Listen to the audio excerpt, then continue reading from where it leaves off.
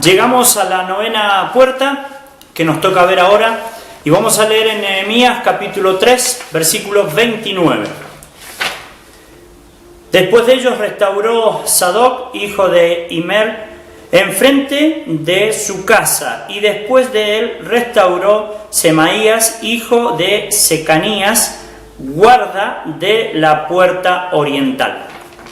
La puerta que nos toca ver ahora es la puerta oriental. Esta puerta estaba situada hacia la salida del sol. Esta puerta nos va a hablar claramente de la venida de nuestro Señor Jesucristo, aquel día en el cual el Señor nos va a llevar a su presencia y vamos a dejar este mundo con sus problemas, con sus tristezas, con las debilidades que uno tiene, y vamos a pasar a disfrutar la eternidad allí en los cielos junto con Cristo Jesús. Para esto vamos a leer en Primera de Tesalonicenses capítulo 4 versículo 13. Tampoco queremos, hermanos, que ignoréis acerca de los que duermen, para que no os entristezcáis como los otros que no tienen esperanza. Porque si creemos que Jesús murió y resucitó, así también traerá Dios con Jesús a los que durmieron en él. Por lo cual os decimos esto en palabra del Señor, que nosotros que vivimos, que habremos quedado hasta la venida de nuestro Señor, no precederemos a los que durmieron, porque el Señor mismo, con voz de mando, con voz de arcángel y con trompeta de Dios, descenderá del cielo, y los muertos en Cristo resucitarán primero. Luego nosotros, los que vivimos, los que hayamos quedado, seremos arrebatados juntamente con ellos en las nubes para recibir al Señor en el aire, y así estaremos siempre con el Señor. Antes de comenzar a ver cómo será la venida de nuestro Señor, hay algunas pequeñas aclaraciones que debemos realizar, porque hay muchas ideas rondando por allí que derriban base bíblica, en donde la palabra de Dios nos da luz y nos da certeza de muchas cosas que a otras personas no les es así, y empiezan a decir cosas que no son. Algunas de las aclaraciones que tenemos es que, en primer lugar, el arrebatamiento no es lo mismo que la segunda venida de Jesucristo. Si hablamos de segunda venida, tiene que haber una primera. Cuando en la palabra de Dios se habla de la segunda venida, quiere decir el día en el cual Jesucristo va a venir y va a volver a posar sus pies sobre la tierra. La primera vez que lo hizo fue cuando nació, creció y murió en la cruz por cada uno de nosotros, allí en la cruz del Calvario. La segunda venida va a ser un evento posterior al arrebatamiento y se va a dar cuando Jesucristo venga y pose sus pies sobre el monte de los Olivos. El arrebatamiento, la venida del Señor, no es la segunda venida. En segundo lugar, aclaramos que el arrebatamiento está preparado para todos aquellos que están en Cristo, sean personas que hayan muerto, que la palabra de Dios los denomina que están durmiendo, o sea, para los que, si bien en este momento estamos vivos, los que hayamos quedado, como dice Pablo, ellos y nosotros somos aquellos que vamos a ir a recibir a Jesucristo en las nubes. Desde el día de Pentecostés, en donde descendió el Espíritu Santo a los apóstoles y discípulos, desde ahí en adelante hasta el evento del arrebatamiento va a ser aquellos que están en Cristo. Todos ellos, muertos y vivos, vamos a ser arrebatados juntamente con Jesucristo para recibir al Señor en el aire. Otra de las aclaraciones es que nuestros cuerpos, ya sean los mortales, los que han muerto o los que hayamos quedado vivos, van a ser transformados. 1 Corintios 15 dice que este cuerpo corruptible se tiene que vestir de incorrupción. Esto que se corrompe, que se deteriora con el paso del tiempo, no puede heredar el reino de los cielos. Por lo tanto, Dios va a hacer en nosotros un proceso de transformación. Filipenses 3:21 nos habla de que nuestros cuerpos van a ser semejantes al cuerpo de Jesucristo, aquel cuerpo de gloria que tenía después de resucitado. Estudio diferente que más adelante podremos ver cómo va a ser nuestro cuerpo después de la transformación.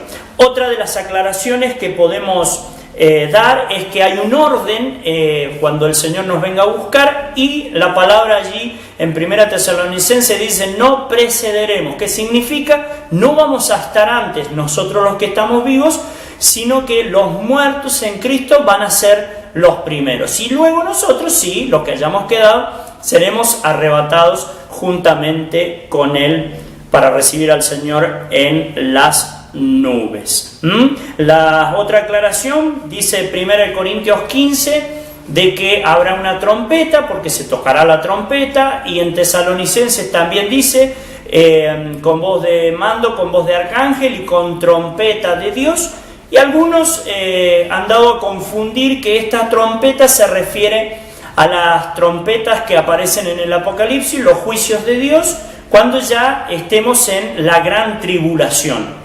Esto no es correcto. La trompeta que se está hablando acá, si quieren búsquenlo, Levítico capítulo 23, el 23 y el 24, las trompetas que hablan en 1 Corintios y en Tesalonicenses hablan acerca y se refieren a la fiesta de las trompetas que se daban en el pueblo de Israel. Esto era el 29 de septiembre, el 30 de septiembre y el 1 de octubre.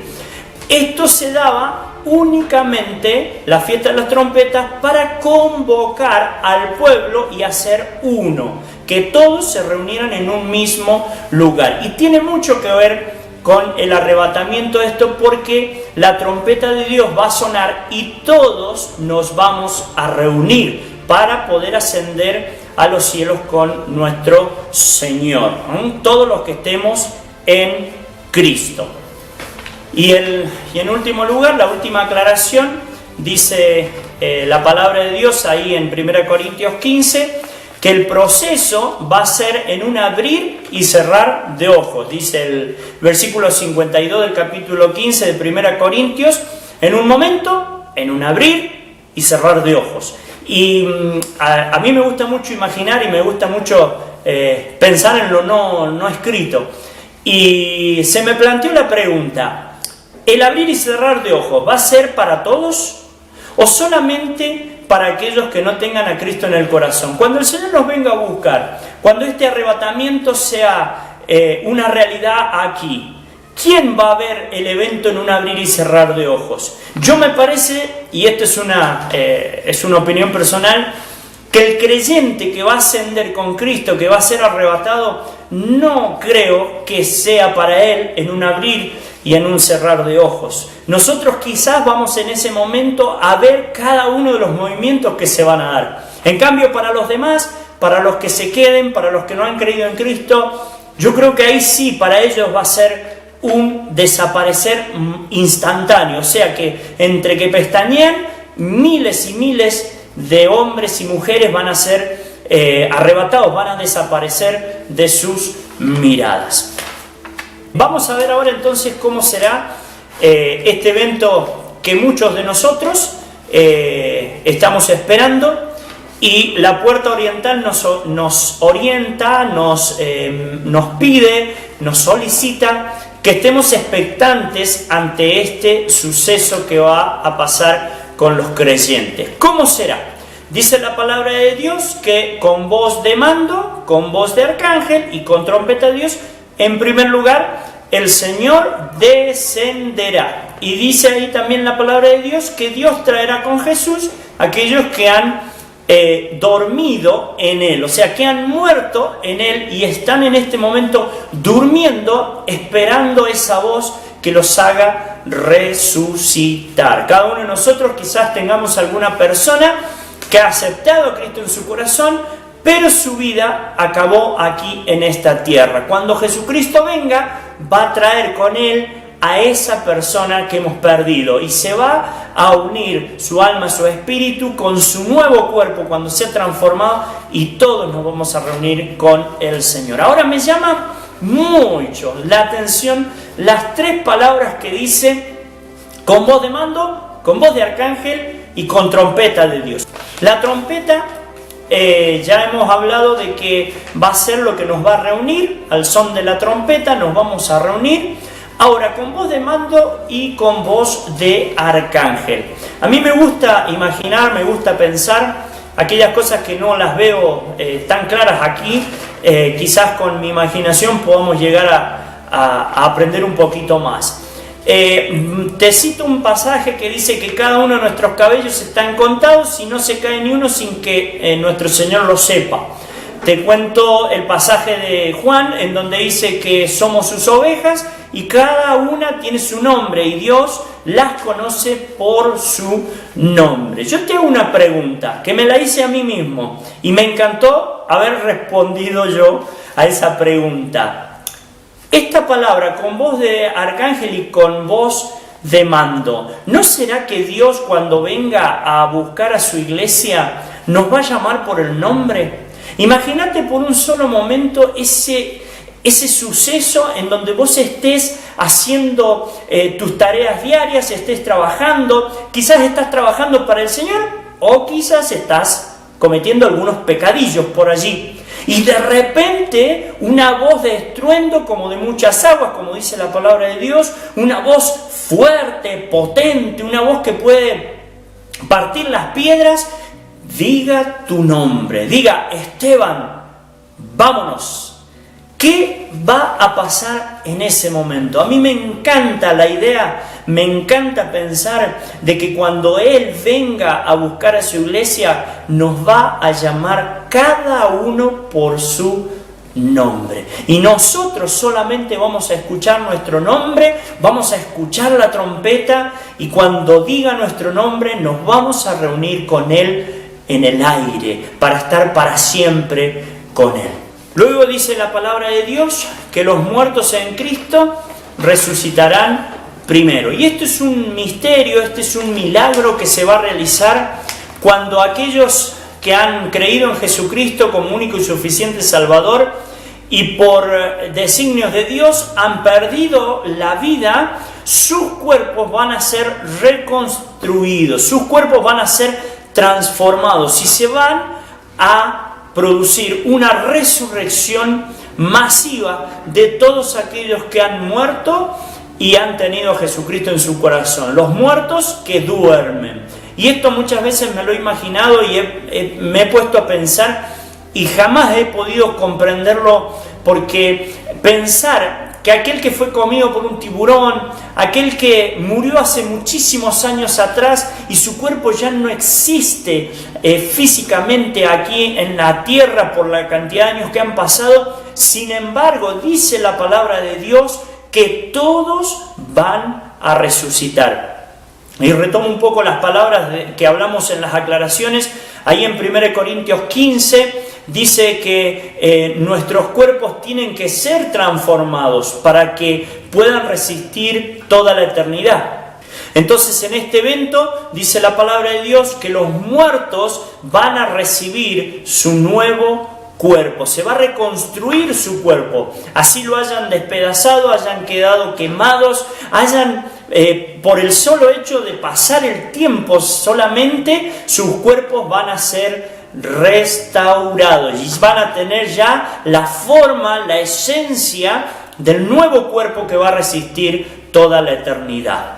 Y después quedamos nosotros, dice la palabra de Dios, los que vivimos, los que hayamos quedado. Yo me agrego en ese grupo porque veo que la venida de nuestro Señor está muy cerca. No sé si yo voy a ver la muerte antes de que el Señor venga, pero si no, nosotros, los que vivimos, los que hayamos quedado, seremos arrebatados juntamente con Él, dice su palabra. Y los que hemos quedado va a ser también un proceso de transformación. Este cuerpo, dice Pablo, es necesario que se vista de incorrupción, que se vista de un cuerpo nuevo que resista toda la eternidad. Y ahora yo me pregunto y digo, ¿cómo será ese momento? ¿Cómo estaremos preparados o no estaremos preparados?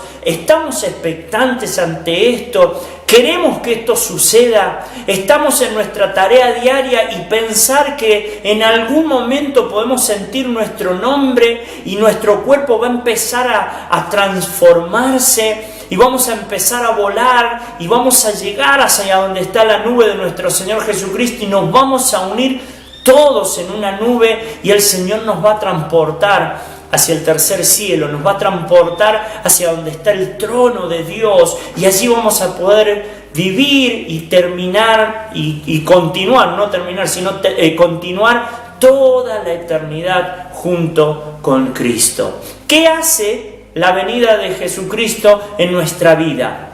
¿Qué hace en nuestro diario vivir? El saber que Jesucristo está muy pronto y que en cualquier momento va a venir. Algo cambia en tu vida, algo cambia en tu corazón. El corazón se acelera cuando vos sentís de que el Señor está cerca. Hoy en día muchos de nosotros hemos hablado y hemos escuchado de que todo lo que está viviendo el mundo está haciendo que la venida de Jesucristo sea más latente. Ahora, ¿qué hace esto en tu vida y en mi vida? Cuando vos hablás o sentís hablar de la venida de Jesucristo, ¿tu vida sigue igual? ¿Tu vida no se modifica? Quiero decirte que la palabra de Dios nos enseña de que tenemos que estar atentos porque el Señor viene pronto. La Puerta Oriental nos habla de la venida de Jesucristo y tenemos que tenerlo como presente, como prioridad de que el Señor está cerca. Ahora, yo encontré algunas actitudes que nosotros tendríamos que tener a la hora de pensar en la venida de nuestro Señor. En 1 Corintios 15, 57 y 58 nos habla la palabra de Dios de algo muy bello. El 58 te voy a leer para que seamos claros. Dice la palabra de Dios: así que, hermanos míos amados, estad firmes y constantes, creciendo en la obra del Señor siempre, sabiendo que vuestro trabajo en el Señor no es en vano. Y Apocalipsis 22, 12 dice: he aquí yo vengo pronto, y mi galardón conmigo, para recompensar a cada uno según sea su obra. Hermano mío, cuando vos y yo escuchamos, cuando vos y yo nos damos cuenta que la venida del Señor está cerca, ¿sabés qué tenemos que hacer?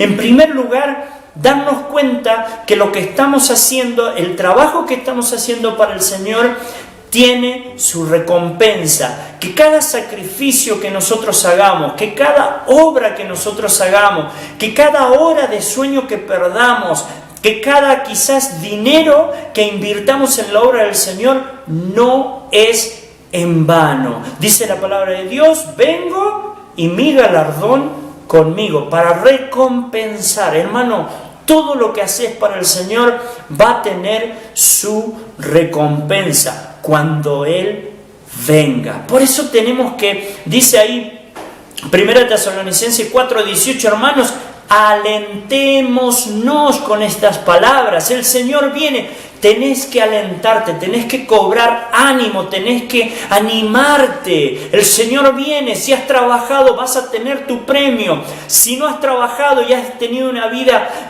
mediocre, no vas a perder la salvación. Vas a estar allí en los cielos. Y sea como sea, el dolor, el sufrimiento, lo que hemos pasado en esta vida, se va a acabar cuando Él venga. Alentémonos con estas cosas. Después, hermanos, en 1 Tesalonicenses 5, del 5 al 6, dice: no durmamos, sino todo lo contrario, estemos atentos, velemos y seamos sobrios. La palabra sobrio quiere decir equilibrado. No durmamos, estemos expectantes. Hermano, la venida de Jesucristo tiene que ser algo primordial en tu vida, en donde a cada instante tú te tienes que acordar de que el Señor está cerca, para alentar tu vida, para trabajar, para predicarle a ese que todavía no le has predicado.